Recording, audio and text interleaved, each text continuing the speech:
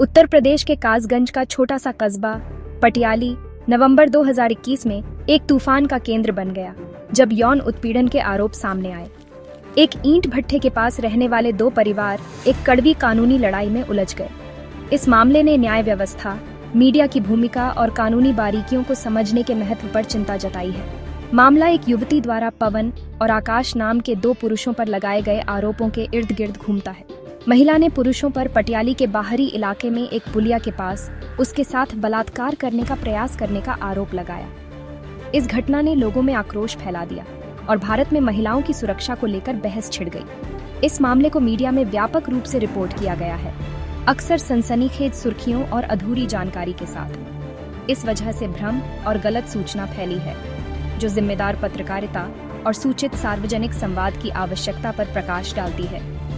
पटियाली मामला यौन उत्पीड़न के मामलों में आने वाली जटिलताओं और उचित प्रक्रिया के महत्व की कठोर याद दिलाता है।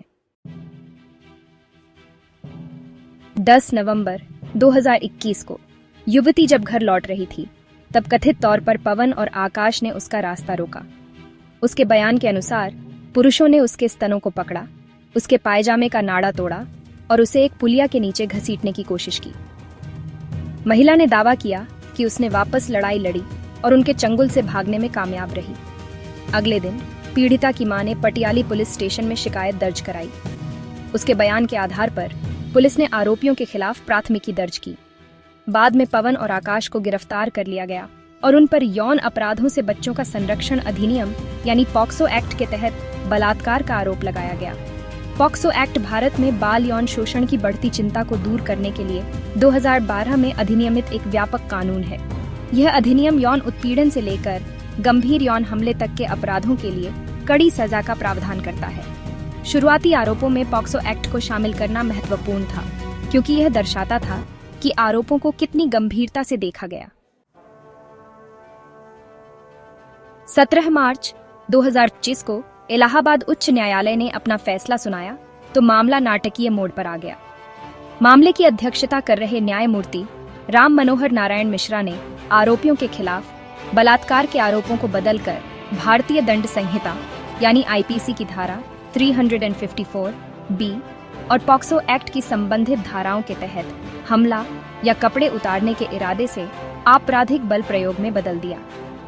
जस्टिस मिश्रा का फैसला अदालत के सामने पेश किए गए सबूतों की उनकी व्याख्या पर आधारित था। उन्होंने कहा कि आरोपियों की हरकतें निंदनीय थीं और एक गंभीर अपराध थीं, लेकिन अभियोजन पक्ष बलात्कार के प्रयास को साबित करने के लिए तैयारी से आगे का इरादा साबित करने में विफल रहा। अदालत ने पीड़िता पर हुए आघात को स्वीकार किया, लेकिन न्याय देने में कानूनी सिद्धांतों का पालन करने के महत्व पर जोर दिया। आरोपों में संशोधन करने के उच्च न्यायालय के फैसले ने व्यापक बहस और विवाद को जन्म दिया। जहां कुछ कानूनी विशेषज्ञों ने फैसले का समर्थन किया, वहीं अन्य ने आरोपियों के खिलाफ मामले को कमजोर करने के लिए इसकी आलोचना की। पटियाली मामले ने कानूनी व्याख्याओं की जटिलताओं और आरोपियों के अधिकारों को पीड़ितों के लिए न्याय की खोज के साथ संतुलित करने की चुनौतियों को सामने लाया। पटियाली मामले का एक महत्वपूर्ण पहलू तब सामने आया जब अदालत में सबूत के तौर पर पेश किए गए एक स्कूल दस्तावेज से संकेत मिलता है कि पीड़िता का जन्म 12 फरवरी 2002 को हुआ था। इस खुलासे का मतलब था कि घटना के समय वह 19 साल की थी, यानी कानून की नजर में वह एक वयस्क थी। पीड़िता की उम्र का मामले पर महत्वपूर्ण प्रभाव पड़ा। पॉक्सो एक्ट बच्चों के खिलाफ अपराधों के लिए कड़ी सजा का प्रावधान करता है, लेकिन कानून में बच्चे को 18 साल से कम उम्र के किसी भी व्यक्ति के रूप में परिभाषित किया गया है। पीड़िता के वयस्क होने के कारण पॉक्सो एक्ट के आवेदन पर सवाल उठाया गया। अभियोजन पक्ष ने तर्क दिया कि पीड़िता की उम्र हमले की गंभीरता से अलग नहीं होनी चाहिए। उन्होंने कहा कि आरोपियों की हरकतें उसकी गरिमा और शारीरिक अखंडता का स्पष्ट उल्लंघन थीं, चाहे उसकी उम्र कुछ भी हो। हालांकि बचाव पक्ष ने तर्क दिया कि पॉक्सो एक्ट के तहत आरोप अब लागू नहीं होते हैं और उन्हें हटा दिया जाना चाहिए। पटियाली मामले में जटिलता की एक और परत पुलिस की कथित निष्क्रियता थी। पीड़िता की मां ने दावा किया कि घटना के अगले दिन पुलिस से संपर्क करने के बावजूद आरोपियों के खिलाफ बहुत बाद तक कोई कार्रवाई नहीं की गई। इस कथित देरी ने पुलिस की जवाबदेही और नागरिकों, खासकर महिलाओं की सुरक्षा के प्रति उनकी प्रतिबद्धता पर सवाल उठाए। पीड़ित परिवार ने आरोप लगाया कि पुलिस शुरू में उनकी शिकायत दर्ज करने से हिचकिचा रही थी। उन्होंने दावा किया कि पुलिस ने गवाहों की कमी और सामाजिक कलंक की संभावना का हवाला देते हुए उन्हें मामला आगे बढ़ाने से रोकने की कोशिश की। परिवार के आरोप अगर सही साबित होते हैं तो इसमें शामिल अधिकारियों के लिए गंभीर परिणाम हो सकते हैं। पॉक्सो एक्ट के तहत बाल यौन शोषण के मामले की रिपोर्ट न करना एक दंडनीय अपराध है। अधिनियम की धारा 21 में अनिवार्य है कि ऐसे अपराध के बारे में जानने वाले किसी भी व्यक्ति को अधिकारियों को इसकी सूचना देनी चाहिए। ऐसा करने में विफल रहने पर 6 महीने तक की कैद हो सकती है।